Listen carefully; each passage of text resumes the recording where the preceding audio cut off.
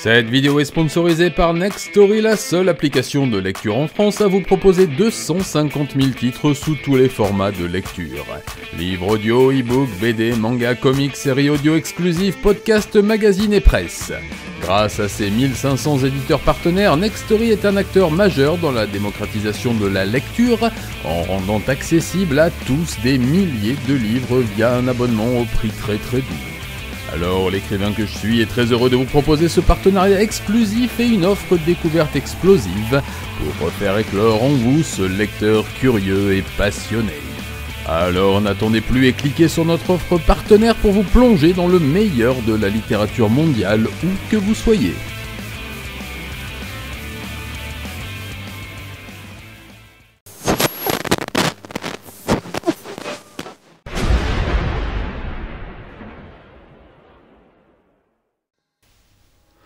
Salut les amis et bienvenue dans ce nouveau vlog. Je profite d'être en plein tournage d'une prochaine vidéo, d'un petit Satsudin et d'une vidéo dossier, oui je mets mon temps à profit, pour réagir à chaud, alors il faudrait peut-être pas le faire, je cache mes horribles machines, sur l'affaire de Johnny Somali qui vient de récolter les fruits de ce qu'il semait depuis des mois. Vous êtes très certainement au courant de ce streamer américain qui écume les transports en commun et les rues du Japon depuis des mois, insultant à qui mieux mieux les passants, les gens. Je vous en avais déjà parlé dans un vlog dédié. Il n'est pas le seul, il y en a 2 ou 3 dans son cas qui font un peu la même chose. L'ami Mitsu avait fait une vidéo sur ce sujet, on a d'ailleurs fait plusieurs posts récemment, et je le remercie d'en parler. Je crois qu'il était à peu près aussi choqué que moi, et c'est tout à fait normal. J'espère que tous les expatriés français, puisque c'est la communauté à laquelle je m'adresse, en tout cas francophones présents au Japon, réagissent de la même façon et condamnent ce qui se passe. En tout cas, ce garçon qui stream sur Kick maintenant, qui est une plateforme que je ne connais pas tellement, mais qui ne m'a pas l'air d'être très sévère quant au contenu qu'elle laisse propager sur sa plateforme, se livrait à diverses agressions envers des Japonais, lors de ces vidéos, en les menaçant de ceci, de cela, en les impressionnant, en leur faisant très peur, en les abordant comme ci, comme ça, dans les transports en commun. Je vous en ai déjà parlé, je vous renvoie, il y a beaucoup de vidéos qui traînent en ce moment, et depuis quelques temps d'ailleurs, sur les différentes plateformes. Je ne vais pas revenir dessus, je vous ai déjà dit ce que j'en pensais, c'est-à-dire que du mal. Je vous ai déjà exprimé mon souhait d'être potentiellement un jour confronté à ce type d'individu, et fort heureusement je ne l'ai jamais été pendant mes 20 années là-bas, parce que je suis d'un caractère plutôt sanguin qui va souvent à l'encontre de mes principes humanistes et qui ont tendance à distribuer de la châtaigne au lieu de bons discours, mais c'est comme ça, on ne se refait pas. Eh bien, il se trouve qu'à force de semer le vent, ce brave garçon a récolté la tempête sous la forme d'une droite, une jolie droite, de la part d'un jeune homme, je pense un touriste, à Osaka hier soir. Alors je vous parle, nous sommes le 12 septembre, mardi si je ne m'abuse, et lors d'un stream Kick à Osaka avec son camarade de jeu, dont j'ai oublié le nom, Gino, un truc comme ça, eh bien ils s'en sont pris à un groupe de passants sur une intersection, et il se trouve que ce passant, un peu agacé, n'a pas supporté l'invective et lui a collé une patate directement, puis une seconde à son camarade de jeu qui tenait la caméra, enfin le téléphone. Que dire, mes amis? Je pense que les commentaires vont aller dans ce sens-là aussi, mais eh bien, à force de tirer un peu sur l'élastique, alors pas se tirer sur l'élastique, ça c'est un exercice que je recommande à tout un chacun, mais à force de tirer sur l'élastique, eh bien, il arrive que vous le preniez dans la bougie, et dans ces cas-là, il ne faut vous en prendre qu'à vous-même. Voilà. Je sais que certains d'entre vous vont me dire que ça fait partie du jeu, du stream, ceci, puis que le respect c'est une notion très relative, et qu'on peut s'amuser en étant provocant, provocateur, etc. Ce à quoi je répondrai que je suis tout à fait d'accord. Cela dépend des circonstances, cela dépend de la façon dont on aborde la provocation et peut-être l'outrance ou l'excès.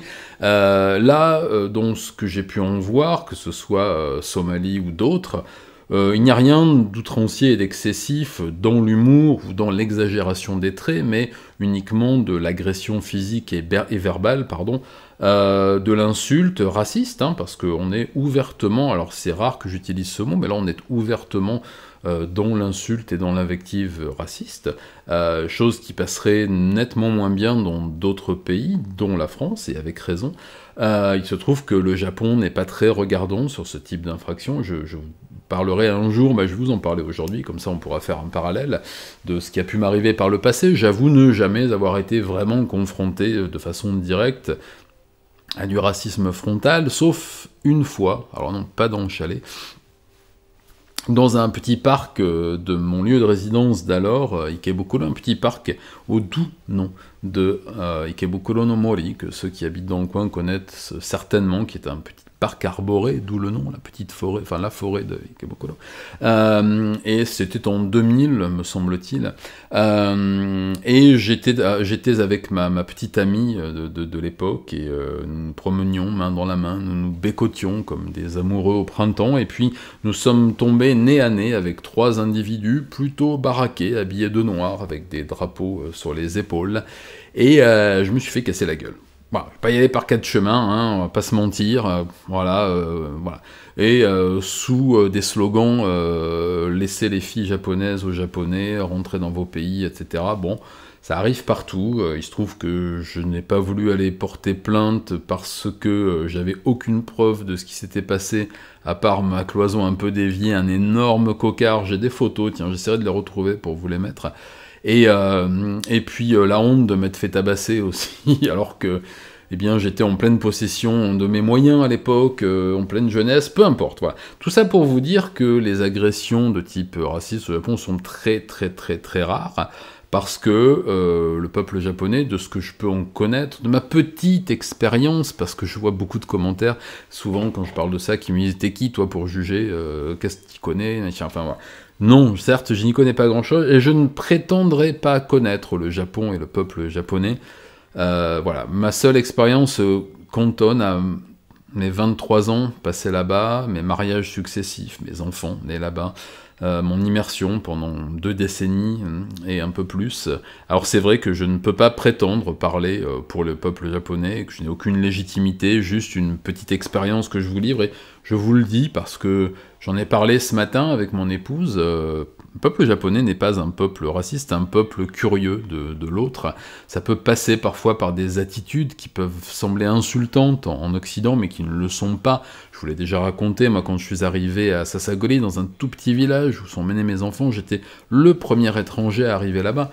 Et effectivement, on venait toucher ma barbe, qui était beaucoup moins longue et beaucoup plus noire à l'époque, toucher mes cheveux, qui ont la mauvaise habitude de boucler et d'être très clairs, voilà, me poser des questions sur des choses parfois personnelles, mais j'ai jamais considéré ça comme du racisme, mais plutôt comme de la curiosité, voilà. Mais là où je voulais en venir, c'est que ce brave garçon, qui est donc, si j'ai bien compris, afro-américain, son collègue, qui l'est également, un autre streamer qui est aussi afro-américain, afro-descendant, eh bien, sont en train de créer une réaction qui n'existait pas jusqu'alors. Alors, c'est vrai peut y avoir de la curiosité, parfois, pour les personnes d'origine africaine ou afro-descendantes au Japon, parce que, bien, voilà, historiquement, il y en a beaucoup moins de présence sur le territoire que dans d'autres pays d'Europe, ou aux États-Unis, ou en Amérique.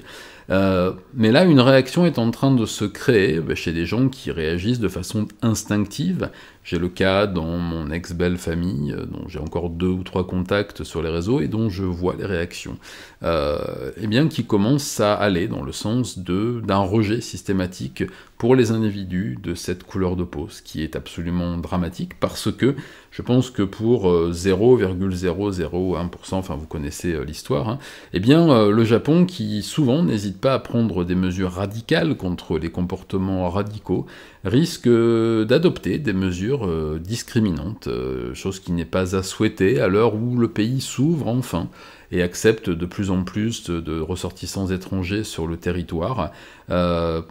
Il est à parier que ces comportements absolument déplorables jouent en défaveur des personnes afrodescendantes ou marquées ethniquement, on va dire, je sais pas comment on dit pour pas être insultant, enfin voilà.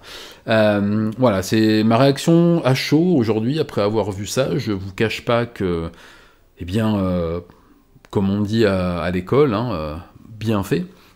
Une fois de plus, ne tapez pas les gens, c'est pas bien, même si je l'ai fait beaucoup dans ma vie, et que je n'exclus pas de le refaire dans d'autres circonstances. En tout cas, je pense qu'il y a d'autres solutions pour régler le problème. Tout d'abord, peut-être interdire aux étrangers sur le territoire de streamer dans certaines conditions, avec certaines autorisations. Il y a énormément, je lis depuis ce matin, c'est pas des propositions que moi je fais, ce sont des propositions que je lis sur les réseaux sociaux, sur différents forums de discussion, sur les journaux japonais. Il y a fort à parier, que d'ici peu, bien des mesures soient prises. Voilà. Ce ne sera pas moi qui les prendrai, je suis maintenant loin de tout cela, quoique physiquement uniquement, pas à l'intérieur. En tout cas, je vais vous laisser, je vais reprendre mes tournages. Je ne condamne absolument pas l'énorme patate que ce garçon en chemise à rayures a pu asséner, tiens, mon écran de retour s'éteint, a pu asséner à cet imbécile et à son camarade. Quand on joue avec le feu, il arrive qu'on se brûle. En tout cas, je compte sur vous pour signaler aux plateformes, si vous y êtes présent, alors Kik, je ne connais pas du tout, hein, je ne peux pas vous en parler, mais ce genre de comportement que je trouve insupportable, et ce, dans n'importe quel pays. J'ai toujours considéré, je vais terminer par un avis qui n'est que le mien, qui est très très très personnel, mais pendant les 2 décennies que j'ai passées au Japon, j'ai considéré que j'étais invité dans ce pays qui me tolérait sur sa terre. C'est pour ça que je me suis jamais permis d'émettre des critiques publiques sur la politique du pays, sur le comportement des gens. J'ai essayé de m'assimiler, même si c'est compliqué, voire impossible. Je pense que l'assimilation pour un Européen au Japon, pour un Occidental, est impossible. Hein. J'ai essayé, je fais tout mon possible, mais c'est impossible. Je me suis bien gardé de commettre quoi que ce soit de répréhensible sur le territoire, par reconnaissance pour le fait d'avoir été accepté au sein d'une communauté, de pouvoir y vivre, et même lorsque je suis devenu chef d'entreprise, que j'ai eu mon visa permanent, que j'ai employé des gens de ce pays, que je me suis marié, que j'ai eu des enfants, etc., etc. J'ai même eu des petites responsabilités au niveau local, dans des associations, dans des comités de voisinage, etc. Je ne me suis jamais permis d'émettre des critiques sur ce pays qui m'avait accueilli. Je le fais de façon constructive quand je parle de politique de prévention pour tout ce qui est de la criminalité, etc., parce que je me suis investi dans des associations et que j'estime avoir gagné un microgramme de crédibilité dans ce combat, et encore, je ne me permettrai pas de remettre en question ce qui se fait de façon publique. Alors, aller insulter des gens dans la rue, dans les transports en commun, montrer son mépris, parce que je pense que ce garçon a un profond mépris pour le peuple japonais. Dans ce cas, pourquoi y vivre ? Pourquoi y vivre ? Il y a tellement d'autres pays dans le monde où il serait heureux, où il n'aurait pas ce sentiment étouffant de vivre avec des gens qu'il déteste. Voilà, je vais m'arrêter là, je continue mes tournages, je vous remercie de m'avoir suivi, je vous embrasse pour ceux que ça intéresse, et je vous dis à très bientôt, matane.